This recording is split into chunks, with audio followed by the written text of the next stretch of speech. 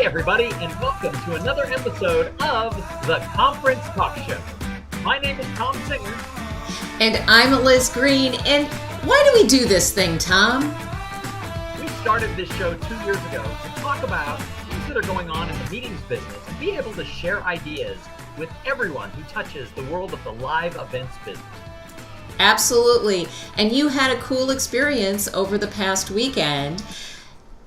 You attended the return of South by Southwest, one of the first big events that was canceled because of the pandemic. It came back. And I know we're all interested in what you saw, what you thought. What are some key takeaways from your experience with the return of South by Southwest? Well, I vividly remember March of 2020 when South by Southwest announced they were canceling the festival with only about 3 or 4 days from the kickoff of the event. So this was exactly 2 years ago. South by Southwest is an institution in Austin, Texas, where I live. I've had the honor to be a speaker there like 8 times. I've probably attended like 15 years worth of South by Southwest festivals. And I couldn't believe it 2 years ago when they made this like fast decision not to hold the event. And I thought, oh, that's a shame because this thing's not going to become a full-fledged pandemic. Well, who knew on March 10th, 2020, when they canceled it, that was going to be the way it was. However, they shut it down in 2020. In 2021, they did like a smaller virtual thing. But this year, they were back, and they've come back. It's part of the Austin, Texas. It's part of the culture of Austin. So people were really excited. Certainly the restaurants and hotels and bars that are downtown were very excited to have this coming back. And so far, it's still in full force. It's a 10-day or 2-week festival, and we're only about 3 days in. But so far, I was downtown every day this weekend, and it's happening. People are here. People are participating. But it's been a little different than this year than maybe it was in 2018 and 2019. Sure. So what did you notice? What are your big takeaways?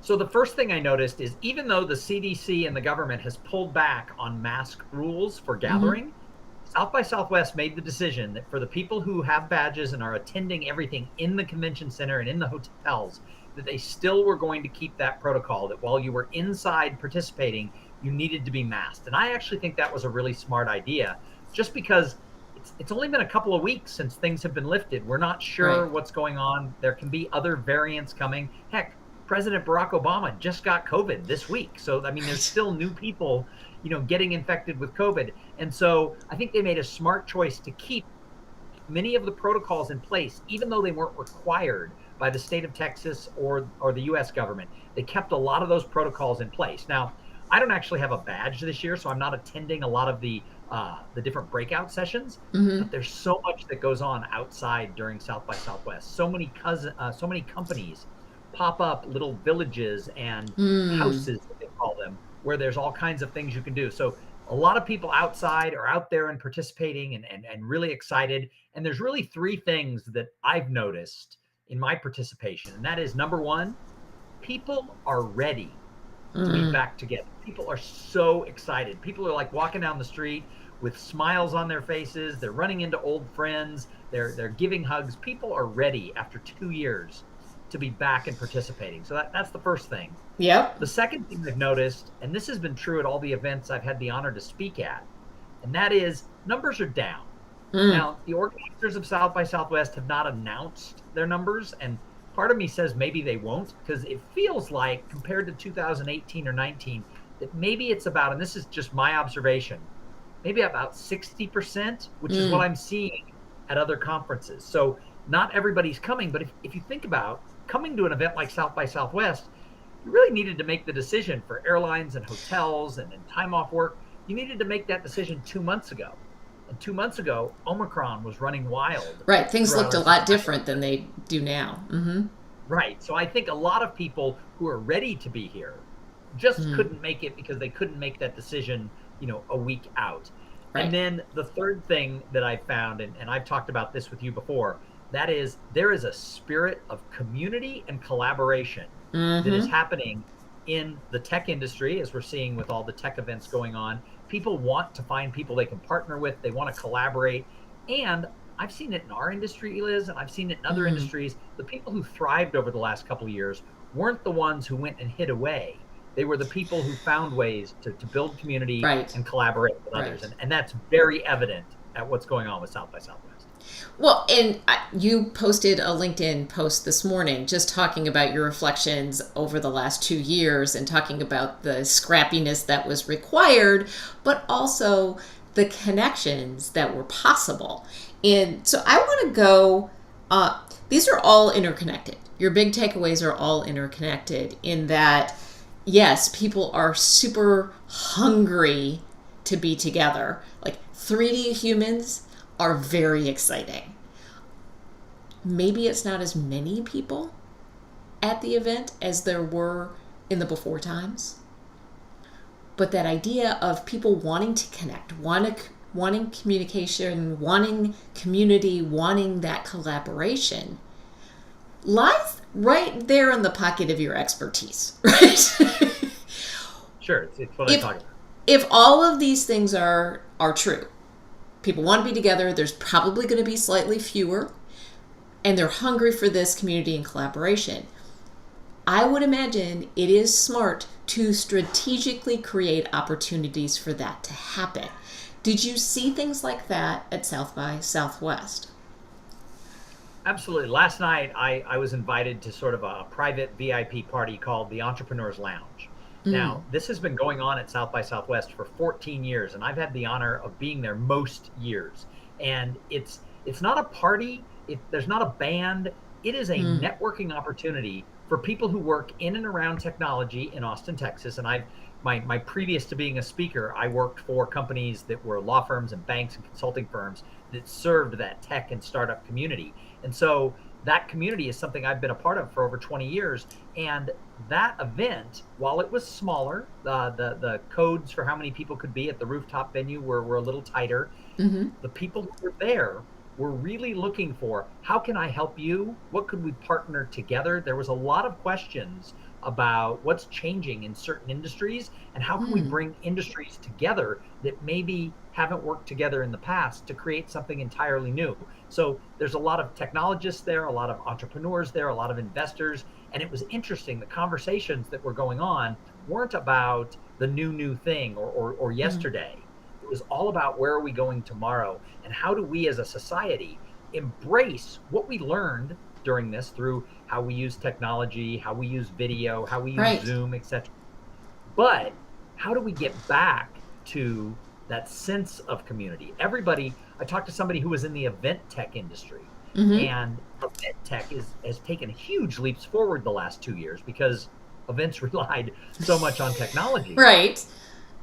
But events still, that serendipity of hallway conversations, of meeting someone at a rooftop party, or just chatting with someone on a street corner, you Right. can't replace that in a digital setting.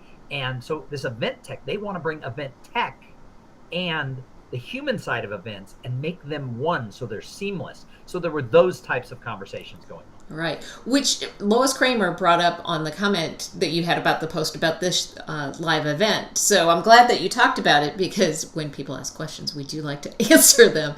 And I think you're right. The future of events, we're not going to say, oh, we did that for 2 years and now we're not going to do any of that anymore. There are things that work very well in the online virtual space, in our little boxes, that can help undergird that in-person experience, make it deeper, make it richer. I know for us, one of the things as National Speakers Association members way back when we first started and we met each other at events that were in person and wanted to continue that relationship and that collaboration, this digital space is how we did it. So that's not new. We just have so many more and better tools than we did in the past in figuring out ways to strategically allow people to stay connected once they leave your event. I think is part of the way, as Lois was asking about what is tech and AI and the Web 3.0 going to have in terms of the impact on returning to in-person events. I'm excited about it. I'm also excited about being with 3D people again. Well, I remember, but back when I first would have met you, like 12 or Mm-hmm. 13 years ago, through the National Speakers Association, which I'm a big believer that everybody should be a super active member of whatever their trade association is. So I always say, if Agreed. I was a plumber, if I was a locksmith or a plumber, I would be an active member of the National Locksmith Association or the National Plumbers Association. Absolutely So right. you and I both work as speakers, and we both got involved with the National Speakers Association. And about that time, if you go back 13 years, Facebook was starting to become a big deal. And so you would meet people at the event, but then you would link to them and you would start a group. And we Right. had a group of people who were really active, who were all, sort of Generation X, younger speakers at the time. No At the offense, we're not really time, the younger. 13 years later, we're not the younger speakers we are anymore. not. But Sad. we used a Facebook group to communicate on a daily Mm-hmm. or a weekly basis with what was at the time 50 or 60 people, grew to several hundred. But now with AI and other things, we can actually be paired up and matched with people before, during, and after an event, Right. so that those serendipitous hallway conversations, we can have planned serendipity. And so I think that events are going to be able to take advantage of technology Mm-hmm. and that face-to-face feature that can only happen when you bring people together and let a conversation go. People see each other, they're in a close proximity. I got to tell you, in the last 3 days, I've been to a rooftop party. This morning, I was at a tacos and coffee party at a coffee house. I've been to a whole bunch of South by Southwest sort of ancillary events, Mm-hmm. and it's not the same of being in a Zoom meeting with No. somebody as when you can actually be right there and not be scared, that you're going to catch COVID. You're actually able to be, not distanced and in a conversation. And I think that's why my prediction is the meetings business in 2023. I think it's going to take us the rest of the year to get that 60% attendance number back up.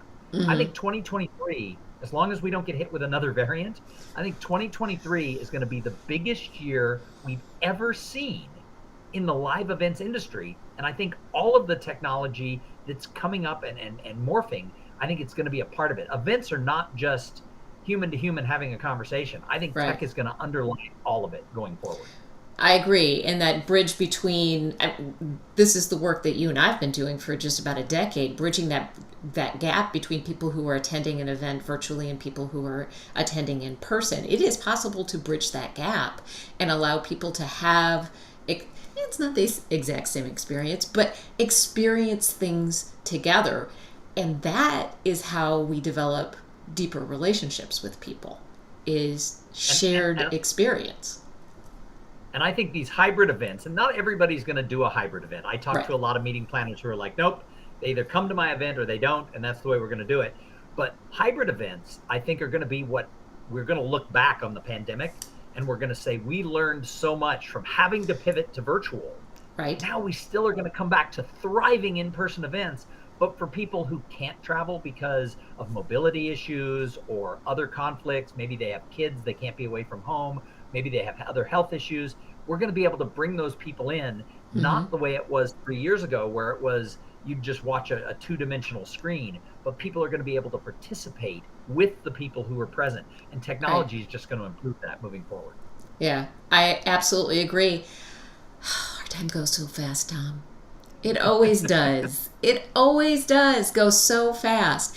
And if you are wondering what's happening in the world of conferences and live events, visit theconferencetalkshow.com. That's where you'll find our past episodes, lots of great information, and how you might work with Tom or me or both of us in terms of having high quality, value centered engagement at your event from some really excited MCs who really love to be with 3D people. Tom, And I tell will them tell about you, the. Oh, go ahead. well, I was going to say, the other thing that came out of the last 2 years Mm-hmm. is the rise of the MC. And we've done episodes about this, where it came up yesterday in conversation. Someone from the events business said, wow, I used to know like a dozen people who MC'd. Now every speaker I know is an MC. And so that importance of having that high energy, engaged person who can lead the entire thing, I think we're going to look back and say, wow, didn't every event always have a professional MC before 2020? And the answer was no, but I think going forward, we're going to see much more of it. And as someone who likes doing the MC stuff, Eliz and I get excited to see meeting planners really embrace wanting somebody rather than just having Becky from accounting be your master of ceremonies at your Absolutely event. right. Absolutely right. And if you know somebody who has gone above and beyond the call of duty in terms of making an event, whether it's virtual or in person, awesome. Somebody that you worked with as a vendor, an AV person, a meeting professional, a speaker, whoever it is that made your event just blossom and shine, go to conferencehero.com or conferenceheroaward.com. Make a nomination. We're always looking for people to celebrate in the meetings industry. Thom, our time is really kind of going. We do these now once a month, just kind of highlighting what's amazing about the meetings industry. Thom, thanks. It's always fun to be with you. Always a pleasure. Have a great evening, morning, afternoon, wherever you are. Thanks for joining us. See you soon.